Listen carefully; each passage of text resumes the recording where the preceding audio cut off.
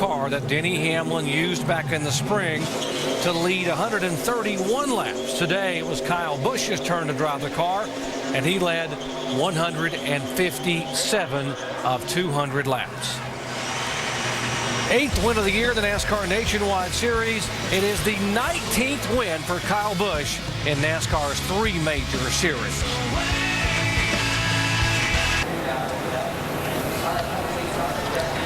The NASCAR Nationwide Series race at Dover, Delaware is history, and Kyle Busch has dominated the day once again. Let's go down the day. Wow. That's not all sweat, but it looked like it wasn't much of a sweat out there today. Do we have that wrong, or was that a pretty good ride? It was a great effort by this whole team.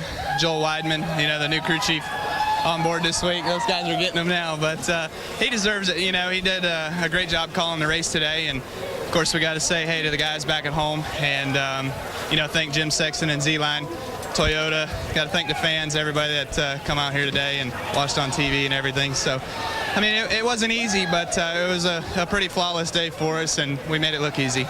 Kyle, it's your 3rd win here, first time in the Nationwide Series. Do you have a pretty good feel for this track after 3 wins? I hope so anyways, but you know, Mike was coming there at the end. He was getting better, and it looked like the 88 car was getting better as well too, so you never know what could have happened if a different scenario played out there in the beginning or whatever. But I felt like our car was a great race car, and you know, it was able to come up through traffic well there, so we proved that it just wasn't an out front car. And you know, thank QVC for coming on board with us again, Z-Line Designs, trying to get them together for next year again, and NOS Energy Drink, electric sunglasses, all the boys that make it happen. Kyle Busch in victory lane again, this time in Dover. Jamie? And what a day it was for Mike Bliss. He led 44 laps, best finish of the year. But what did you say about Kyle Busch when you got out of the car? Well, you know, I can't say everything, but I just said, why the hell did he pick this race to run? You know, he's been running here and there, and that 18 was fast. We had a great car, man. Our Mikasuki Chevrolet was fast today. We were really fast on long runs. Short runs just wasn't quite there, but I'm happy for these guys. We're so close to winning. Our pit stops were good. Everything was good. We're just this close, you know, and we're going to get it, James. Believe me, we're close, and just sucks to lose. 6 races to go. Is it possible for you guys to get to victory lane this year, Mike? Yeah, I mean, I think we'll get to it. I think Memphis is a great shot. I think next week, Kansas, we're going to win one. You know, I think maybe we'll win 2. That first one's always hard to win. We're good. We've been good. We just haven't had everything go our way. Well, they need more days like today, and they surely will get to victory lane. Mike? And Jamie, another guy who didn't have everything go his way was Brad Keselowski. A couple of problems on pit road, but man, you came back. How would you describe the battle today? Oh, it's just a long day, but you know, there's going to be days where I struggle, and there's going to be days where the pit crew struggles, and at the end of the day, they're with me when I have a bad day, and I'm with them when they have a bad day. So, you know, that's racing. You know, it's a team sport, and it takes everything to go right to win, and just didn't work out for us today with the U.S. Navy Chevrolet, but we'll keep plugging away, and hopefully have another strong run as we finish out the season. Coming into this race, you had a strong average finish on concrete tracks, 3.4, and you improved upon that today.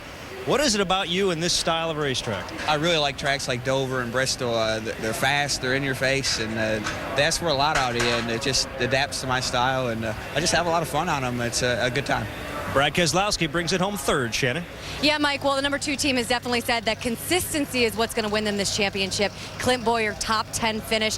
First, tell me what happened on pit road between you and the 60. Yeah, this pit road's just tight. I mean, I was on the outside of him there, and the 99 just came out and turned straight right and into the 60 and into the 2 and put me in the fence, but it is what it is. I mean, it's just like tight quarters, and it's the nature of the beast here. I should have known better. I kind of saw it right at the last minute, and there just wasn't enough time to hit the brakes and get out of the way. But, you know, that's what this team's about. You never give up, keep digging, and that's what's going to win us the championship.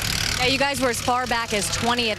Walk me through those last few restarts. Every restart, you knew that you were able to make some spots up. Yeah, I got on the outside there, and I passed a lot of cars, but I wasn't too sure I needed to be there because I got up there. The tires were chattering. It was tight plowing. I was kind of in the way, but, you know, thankfully everything worked out. It got pretty wild there at the end, so there's not any fights going on, is there?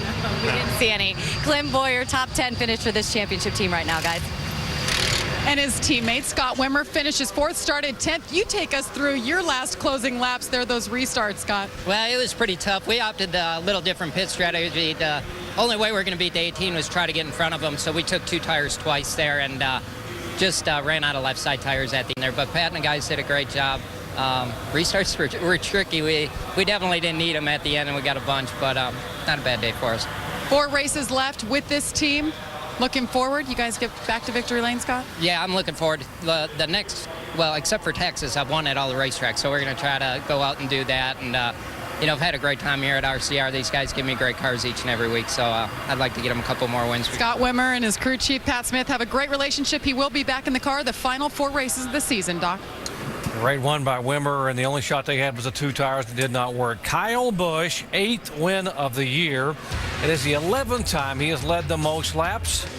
And moving on a record here for most wins in a season that's held by Sam Ard.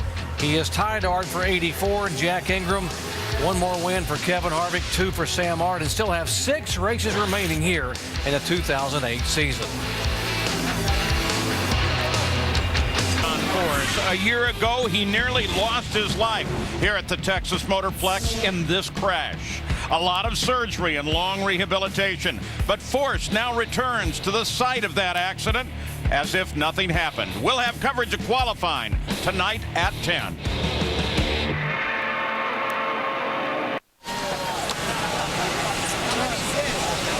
Yeah, John Force returning to the scene of that horrific accident in Dallas a year ago. We certainly wish him the best this weekend. Kyle Busch has had another great day here in the NASCAR Nationwide Series, celebrating in victory lane. And his teammate for Joe Gibbs Racing came back to finish 6th. Mike. And, of course, that's Denny Hamlin, but he had a little bit of a problem at the end. What was going on with your car? We had the throttle hanging up, you know, some issue with the butterflies on the carburetor. We just looked at it, but just a tough day for the Haas Avocados car. Had a loose wheel at the beginning and then messed up the thread, so I had a loose wheel about every 40 laps after that. So it's tough to kind of get in the rhythm, but you know, I know Todd Braun and Trent, everyone's working their guts out trying to make this deal better. We just got to, if we can keep our cars together, we'll have good runs. We just got to eliminate a few problems. I know the cars are completely different, but the tire being the common denominator here, did you learn anything that you can apply to Sunday? A little bit. I mean, some lines and different things like that, but I was pretty impressed with how the one stayed out right there on old tires and was able to make up a lot of ground with good track position. So that's something we got to look at. Shannon, Denny Hamlin bringing home with another top 10, although he wasn't with JGR. Yeah, Mike, take a look at this 38 car. Look at the side damage on Jason Leffler's car. It was a top 10 finish. Jason, what do you think when you sit here and look at this damage on your car? That was a wild last lap. I got a run on the outside through on the outside of Rudiment through 3 and 4, and just didn't get there and dove to the bottom. I thought I was on the inside of him. I don't know if his spotter didn't tell him or what. He just peeled down the track like I wasn't there, ran me up on the apron, and we hit. And I think we both finished. So it's a good day for the Great Clips Comcast Toyota. You know, it's unfortunate there on the last lap, but you know it gets down to 10 to go, and you get aggressive. And for sure, I got to see the replay because I thought for sure I was clearly under him, but I'm sure he thinks something different. That's the way racing is. We'll go on to the next one. Yeah, this team has had sort of a string of bad races, whether it's luck or running-wise. Of course, a top 10 finish. How much momentum does that give you guys going into this last run of races? It's good. I mean, this time of the year, you know, you kind of know where you're going to end up in points and keeping the guys motivated. When Todd Losey came back on, we had a string of top 10s. Then starting at Bristol, we had a top 10 go away on the last lap, and we had about 3 bad races in a row. But we got it back. We're going to Kansas. We run really well there, and look forward to getting the Great Clips Toyota up front there. All right, 8th place finish for Jason Leffler. Jamie? Well, Josh Wise, great run today. We mentioned him. He was top finishing Dodge. Take us through your day. You finished 13th, Josh. It was, you know, a good day for us. You know, we worked on the car real hard through practice and got through a lot of changes. And, you know, Paul Wolf, everyone back at Fitz Motorsports did a good job, you know, putting the best setup under it and kind of made the best of our day. Missed some crazy wrecks. Had a blast. It was cool. This track's really fun to race. So just got to thank everyone at MWR and Supercuts for letting me do this. Definitely some great reaction times out there on the racetrack. Good run for Josh Wise, Doc. Josh Wise getting better and better here as the year progresses. He is the test driver for Michael Waltrip Racing. That's what he said MWR for. Dave. And, Doc, here's a driver who tested Dover's track in a big way today. Came home with a top 5. Carl, describe your day. Eventful. There was a lot going on. The deal on pit road was bad. You know, I was side by side with Clint, and Rudiment pulled out of his pit, and I don't know if they cleared him out or whatever, but ended up tearing Clint's car up pretty bad. Mine just a little bit, but we fought back. and pretty wild there at the end with Leffler and Rudeman getting together. And I mean, to come out fifth with what I think, I don't think the car was that good. That was kind of, we were fortunate. Guys did a really good job on the World Financial Group Fusion. Some days, that's the way it goes for you, Doc. You just have those kind of days where it's perfect, but the good news for Carl Edwards is that he gained points today. He came into today 207 points back. He gains 21 points on Clint Boyer with 6 races to go. Can he get there? Well, he's going to have to gain more than that, obviously, but it's a start. You have to start somewhere, so it was a pretty good day for him. Jason Leffler, despite the overheating car, gains a spot. Marcus Ambrose hangs on to a top 10 points finish. Alan, from here we go on to Kansas City. 6 races to go in the Nationwide Series season. And as for this one at Dover, about the only thing that didn't go right for Kyle Busch all day was when he couldn't get the cork out of the champagne bottle in Victory Lane to douse his team. Oh, man. Couldn't spray anybody. But doing that, too. But I'm telling you, that's the only thing that went wrong for Kyle Busch all day. What an impressive performance. It really was. There's many times during the day he had almost 0.4 of a second on the second-place car, and, man, that is fast. He just put it on a Brad all day long. He's just a class to the front today. Absolutely hauling the heat all day long, looks strong, and I tell you what, Carl Edwards is in a good position, though, as we go forward. I'm looking forward to next week. I think he can still make up a lot of ground. Coming up next, our same-day coverage of NASCAR Sprint Cup Series Happy Hour from here at Dover. Happened earlier today. See how your favorites are all shaping up for tomorrow's 400-mile go on the Monster Mile. A thought on tomorrow's race quickly? Yeah, you better watch the entries of these corners and the exits. When you spin, you better watch that inside wall. We saw a lot of that today, and this is a tough track, but you got to be aggressive out there. Kyle Busch lost 80 points last week. Can he make it up tomorrow? He's on the roll today. He's got the champagne flowing. Will it flow for him tomorrow?